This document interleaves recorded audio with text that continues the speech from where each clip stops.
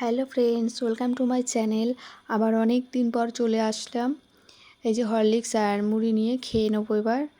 তো তারপর এই যে পুজো করে নিচ্ছি, পুজো টুজো করবো। দেখুন আমাদের গাছে কত গন্ধরাজ ফুল হয়েছে।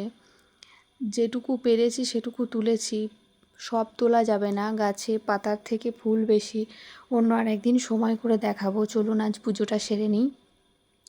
মামামকে নিয়ে চলে এসেছি কাছের এক প্রাইমারি স্কুলে, যেখানে মাম্মামকে ইঞ্জেকশন দেওয়া হবে আজ। এই যে ফিরে এখন দুপুরের ভাত হয়েছে, শুক্তো হয়েছে, পটল আলু তরকারি হয়েছে সয়াবিন দিয়ে, তারপরে ভেন্ডি ভাজা হয়েছে আর শাক ভাজা হয়েছে, কলমির শাক, চাটনি হয়েছে তার সঙ্গে। এই যে কাঁচকলা। আমার শুক্তোটা বেশ খেতে ভালোই লাগে। অনেকক্ষণ লাইন দাঁড়ানোর পরে ইঞ্জেকশান নিয়ে এসেছি, মাম্মামকে খাওয়ানো হয়ে গেছে।